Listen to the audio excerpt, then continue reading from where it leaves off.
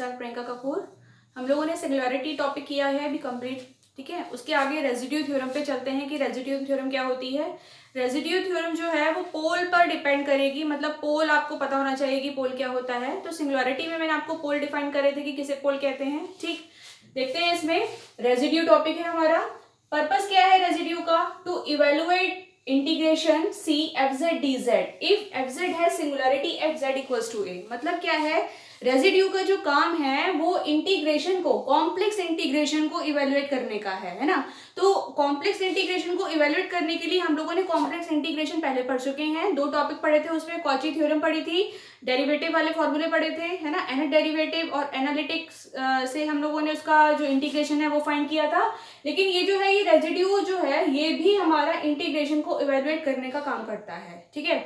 तो इससे जो इंटीग्रेशन जो है, कॉम्प्लेक्स इंटीग्रेशन, वो इजीली हम फाइंड कर सकते हैं as compare to Cauchy theorem, Cauchy integral formula. अगर एग्जाम में आपको आता है क्वेश्चन की इंटीग्रेशन सी एफ जेड की जगह कॉम्प्लेक्स कोई फंक्शन दे रखा हो और डी जेड दे रखा हो, तो आपको इवेलुएट करना हो और उसमें लिखा ना हो कि आपको कॉची इंटीग्रेशन से करना है या कॉची थ्योरम से करना है, तो मेरे हिसाब से आप रेजिड्यू थ्योरम से जाएंगे और रेजिड्यू थ्योरम से इसके बहुत कम स्टेप में आंसर आ जाएगा, ठीक है।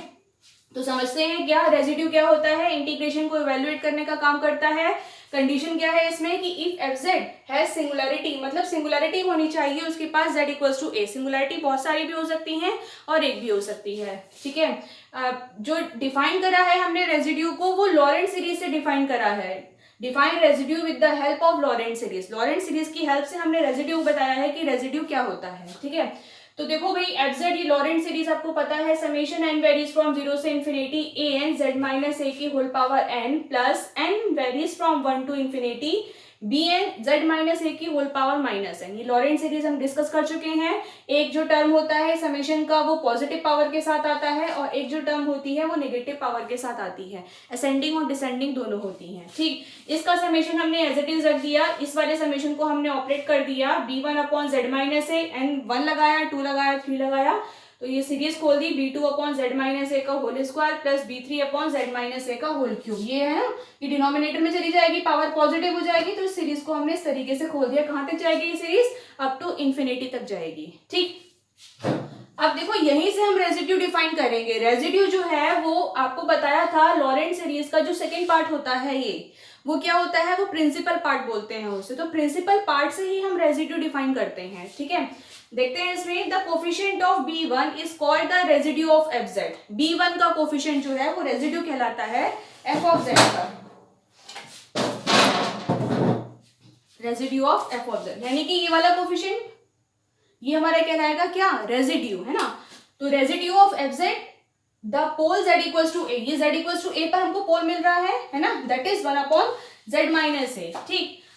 इसको जो डिनोट करते हैं वो RES, यानी कि रेजिड्यू, और ब्रैकेट में लिखते हैं जिस पॉइंट पर हमको सिंगुलरिटी मिल रही है वो, यानी कि z इक्वल्स टू a, इसको हम बोलते हैं b1, ठीक। तो ये बात ध्यान रखेंगे, जो रेजिड्यू होता है उसे b1 से डिफाइन करते हैं, यानी कि लॉरेंट सीरीज में 1 अपॉन z माइनस ए का जो कोफिशिएंट होता है, फिर से ध्यान देंगे, 1 अपॉन z माइनस ए का कोफिशिएंट, 1 अपॉन z माइनस ए के होल स्क्वायर की मैं बात नहीं कर रही हूँ, यहाँ हम बात कर रहे हैं सिंपल पोल पे, यानी कि आइसोलेटेड सिंगुलरिटी पे बात कर रहे हैं, आइसोलेटेड सिंगुलर पॉइंट पे बात कर रहे हैं, आइसोलेटेड सिंपल पोल पे बात कर रहे हैं ना, यानी कि स्क्वायर क्यूब पर बात नहीं हो रही है। ये सिर्फ 1 अपॉन जेड माइनस ए का, सीधे सीधे समझे आप, 1 अपॉन जेड का, है ना, 1 अपॉन जेड का जो कोफिशिएंट होगा वही हमारा रेजिड्यू होगा। लेकिन हम यहाँ 1 अपॉन जेड माइनस ए लेकर चल रहे हैं, तो आपको अब ध्यान रखना है कि 1 अपॉन जेड माइनस ए का जो कोफिशिएंट होगा वही हमारा रेजिड्यू होगा, ठीक। तो रेजिड्यू को हम b1 से डिफाइन करते हैं और ये उसकी नोटेशन होती है, ये ध्यान रखेंगे आप। अब देखो, coefficient of b1 is a first negative power, negative power यानी कि फर्स्ट नेगेटिव पावर, वही बताई मैंने आपको, ठीक। अब देखो, आप लोगों ने पढ़ा है ये वाला जो कोफिशिएंट होता है ना an और bn, इस तरीके से फॉर्मूला मैंने बताया था, ये प्रूफिंग में बताई थी आपको कैसे निकल के आया था an और bn, वहां से देखेंगे इसे लॉरेंट सीरीज के प्रूफ से। तो bn क्या होता है, 1 upon 2 pi I integration C F Z upon Z minus A की whole power minus N plus 1 D Z. ये हमको पता है कि इसमें जो लॉरेंट सीरीज में जो b1 होता है, bn होता है, उसकी वैल्यू ये होती है। ठीक, अब क्या करो, यहाँ पे n की जगह आप 1 पुट कर दो, n की जगह 1 पुट कर दोगे तो क्या आ जाएगा 1/2 integration c F Z D Z, है ना, -1 + 1 0, तो सिर्फ बचेगा यहाँ से एफ जेड डी जेड। अब देखो b1 तो एक ही वैल्यू निकल के आई और b1 हम बोल रहे हैं रेजिड्यू हो रहा है, यानी कि रेजिड्यू हमारा यही हो गया, है ना, b1 रेजिड्यू जो है हमारा यही हो गया। तो सिंपल हम दोनों को मिलाकर लिख सकते हैं कि b1 जो होता है 1/2 integration c F Z D Z, ये वाली वैल्यू, ये इसको ही हम बोलते हैं residue at z equals to a। ठीक, ये तो एक बात हो गई, एक फॉर्मूला आपको मिल गया कि b1 को अगर हम इवेलुएट करें तो इस सीरीज को खोलने की जरूरत नहीं है, सीधे सीधे ये वाले इंटीग्रेशन की वैल्यू हम यहाँ पर लगाएंगे और 2πi लगाएंगे और b1 बोल देंगे इसे, यही हमारा रेजिड्यू हो जाएगा at z equals to a पर। ठीक, एज अ फॉर्मूला आप उसको लर्न करेंगे। अब देखते हैं, इस पर बात करते हैं, जरा थोड़ी सी देखते हैं। If we consider simple pole, simple pole मतलब ऑर्डर 1 होना चाहिए, सिंपल पोल ऑर्डर 1 होना चाहिए। ऑर्डर 1 मतलब कि इसकी पावर जो है 1 होनी चाहिए, 2 3 4 नहीं चलेगी, सिंपल की बात कर रहे हैं। ठीक, if we consider simple pole at z equals to a, then अगर z इक्वल्स टू a पर हमने इसमें सिंपल पोल ले लिया तो पोल कौन डिफाइन कर रहा है, ये तो पावर पॉजिटिव है, पॉजिटिव पावर तो जीरोस डिफाइन करती है ना, निगेटिव पावर पोल डिफाइन करती है, ये बताया था लास्ट वीडियो में। तो जब ये निगेटिव आपको पोल बताती है तो हम सिंपल पोल की बात कर रहे हैं, तो इस सीरीज को मैंने इस तरीके से खोल दिया है। तो सिंपल पोल यहाँ तक बात हुई, है ना, ये तो 2 ऑर्डर की पोल हो गई, 3 ऑर्डर की पोल हो गई, यानी कि अब हम जो काम कर रहे हैं वो सिर्फ इतने पर काम कर रहे हैं, उस चीज से हमको मतलब नहीं। ठीक, तो हमने ये वाली चीज यहाँ पे नोट कर दी, बाकी वाली चीजों को हमने नेग्लेक्ट कर दिया क्योंकि हम सिंपल पोल पे बात कर रहे हैं, इसीलिए नेग्लेक्ट किया गया है यहाँ पर। आगे बात समझ में, आगे देखते हैं। अब देखो ये वाली टर्म मिल गई, अब z माइनस ए से पूरे में मल्टीप्लाई कर दिया, तो z minus A F of Z equal summation n varies from 0 से infinity a n z minus A की whole power n z minus A plus b1, तो यहाँ पे z माइनस ए से z माइनस ए कैंसिल हो जाएगा, सिर्फ b1 बचेगा। अब क्या कर लो, इस पूरी सीरीज में z tends to a limit हम ले लें, z टेंस टू a, तो जब लिमिट ले ली हमने यहाँ पर तो दोनों में लिमिट अप्लाई कर दी। अब देखो इसमें लिमिट अप्लाई करते ही समेशन बाहर आ जाता है लिमिट से, अंदर रखो बाहर रखो अभी कोई मतलब नहीं। जब हमने यहाँ पे लिमिट अप्लाई करी तो जब z माइनस ए है लिमिट अप्लाई करोगे तो ये वाली टर्म तो 0 हो जाएगी, यानी कि पूरी सीरीज 0 हो जाएगी ये वाली, है ना। जब ये पूरी सीरीज 0 हो जाएगी तो केवल b1 बचेगा।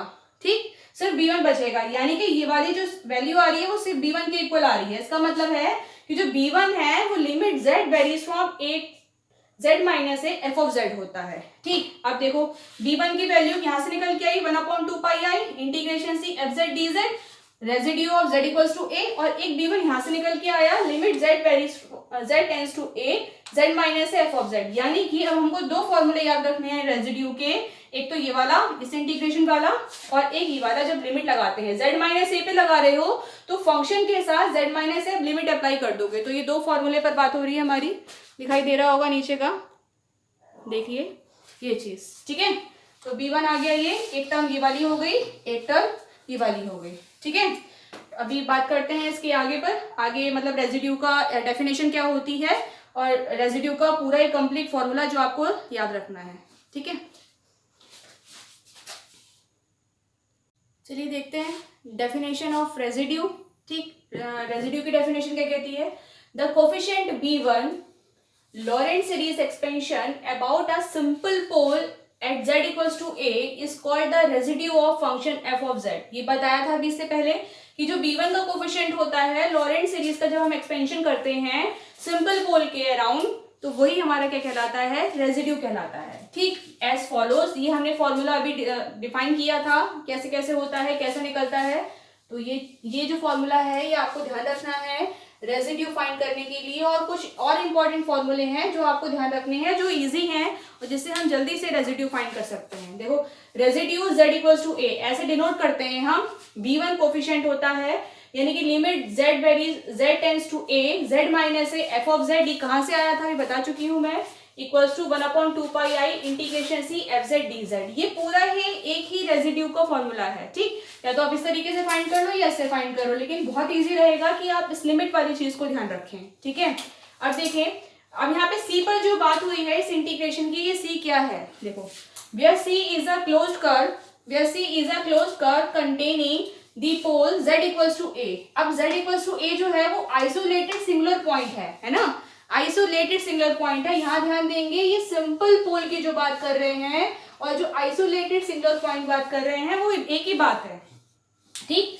Isolated singular point, non isolated, isolated singular point क्या होते हैं ये हम लोगों ने पीछे वाली वीडियो में पढ़ चुके हैं, तो इस बात को ध्यान रखेंगे। अब देखो ये तो हो गया आपकी एक नॉर्मल डेफिनेशन, नॉर्मल फॉर्मूला जो आपको रेजिड्यू के लिए ध्यान रखना है। लेकिन कुछ और भी कंडीशंस हो सकती हैं कि सिंपल आइसोलेटेड पे बात कर रहे हैं, ये सिंपल पोल पे बात कर रहे हैं, लेकिन अगर ऑर्डर ज्यादा आ जाए, पोल का ऑर्डर ज्यादा आ जाए तो भी रेजिड्यू की हम थ्योरम लगा सकते हैं। उसके लिए कौन कौन से फॉर्मूले होंगे, ठीक। अब देखो मेथड ऑफ फाइंडिंग रेजिड्यू। अब ये जो बात हो रही है ये हायर ऑर्डर पे बात हो रही है, पोल के हायर ऑर्डर पे, ठीक। पहली बात तो सिंपल पे बात करेंगे, residue of F of Z at simple pole z equals to a is obtained by this formula. ये आपको पता है, ये भी हम लोग डिफाइन करके आए हैं, ये याद हो गया होगा अब तक कि residue z equals to a limit z tends to a z minus a f of z।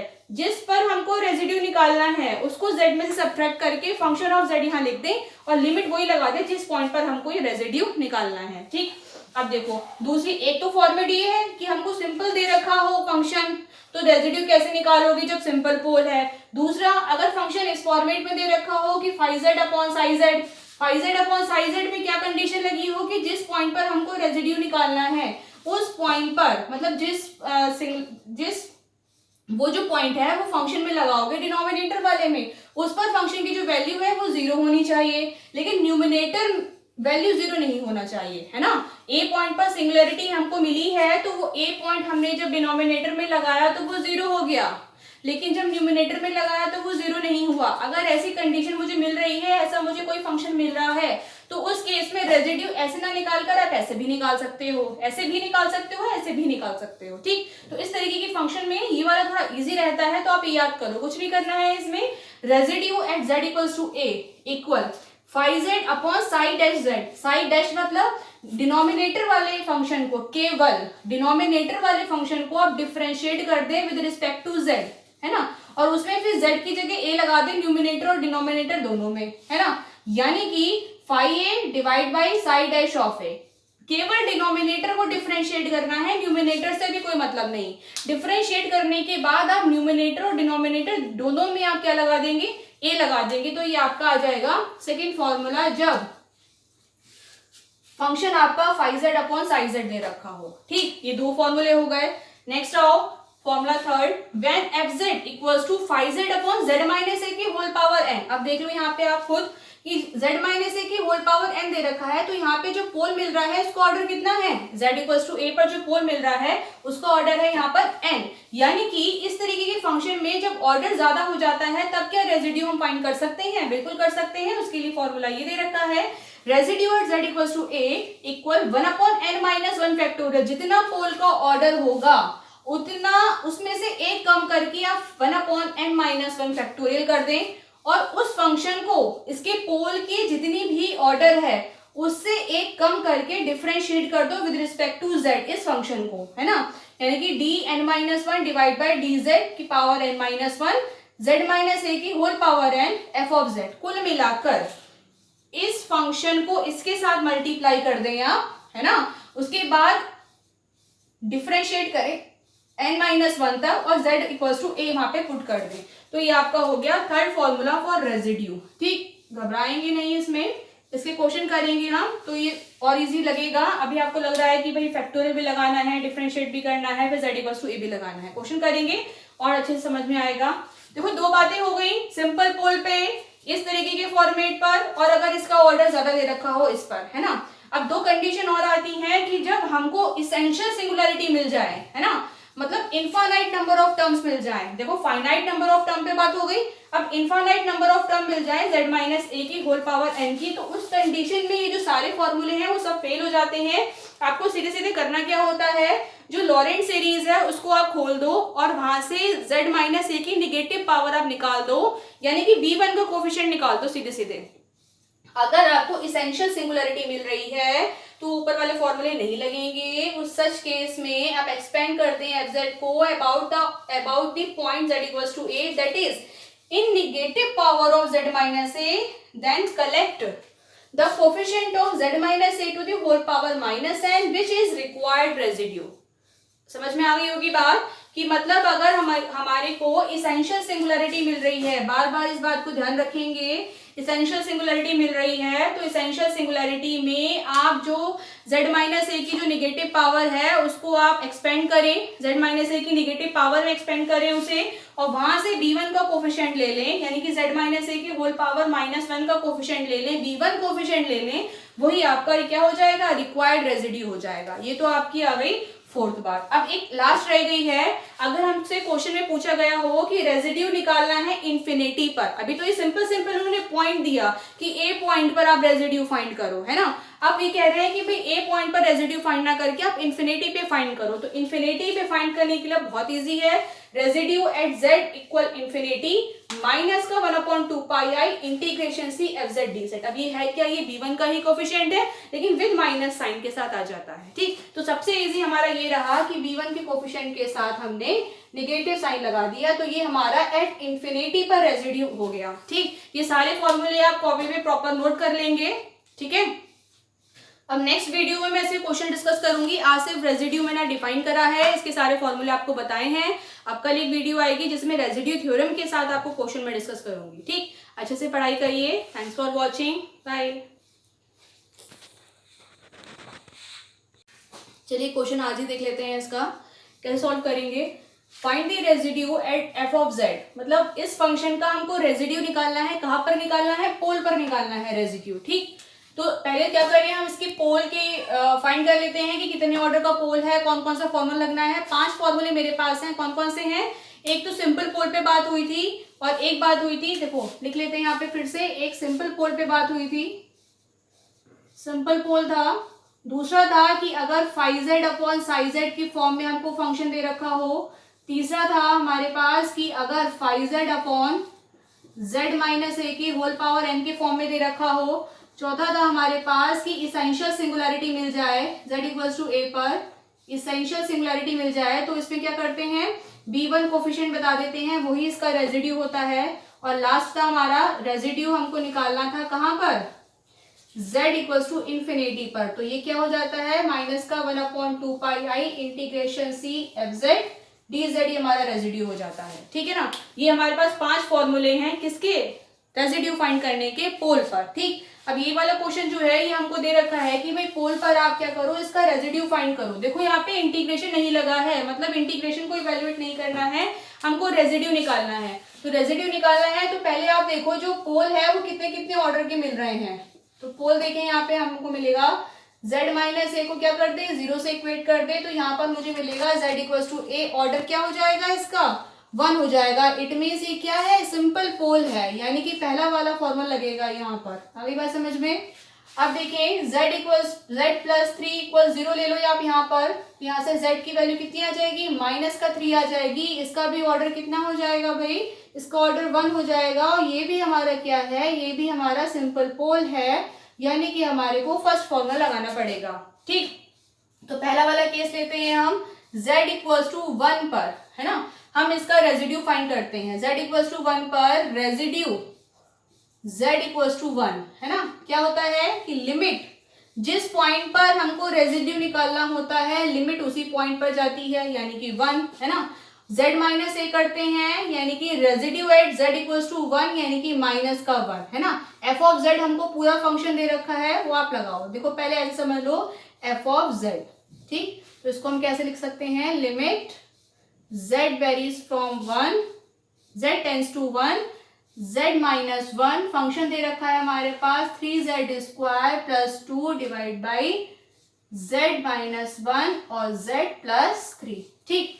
अब देखो z माइनस 1 से z माइनस 1 कैंसिल हो जाएगा, ये कैंसिल कर दो, बची वैल्यू क्या, limit z tends to 1, 3z square plus 2 divide by z plus 3। अब क्या करो, लिमिट अप्लाई कर दो सीधे सीधे यहाँ पर, तो 3 into 1 square plus 2 divide by 1 plus 3, it means 3 plus 2 divide by 4, it means 5/4, है ना।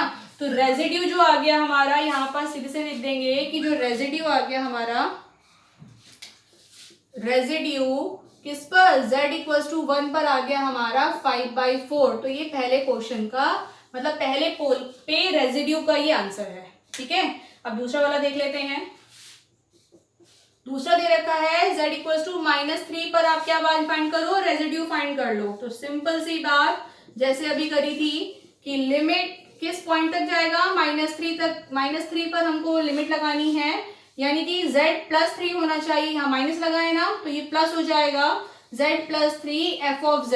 ठीक, z +3 f ऑफ z। अब सीधे सीधे यहाँ पे लगा दें हम limit z tends to -3, z +3 f of z की वैल्यू हम लगा देंगे यहाँ पर 3z² + 2 divide by z -1 z +3। तो ये z +3 से ये z +3 कैंसिल हो जाएगा। आप सीधे यहाँ पर लिमिट अप्लाई करें तो यहाँ पे आ जाएगा हमारा 3 -3 का स्क्वायर यानी कि 9 + 2 डिवाइड बाई z -1 यानी कि -3 -1, इसका मतलब 27 + 2 डिवाइड बाई -4, ये हो जाएगा आपका 29 डिवाइड बाई -4। ठीक, तो ये हमारा क्या आ गया, ये हमारा आ गया भाई residue RES। Residue at z equals to -3 पर हमारी वैल्यू आई 29/4। ठीक है, ये दो क्वेश्चन मतलब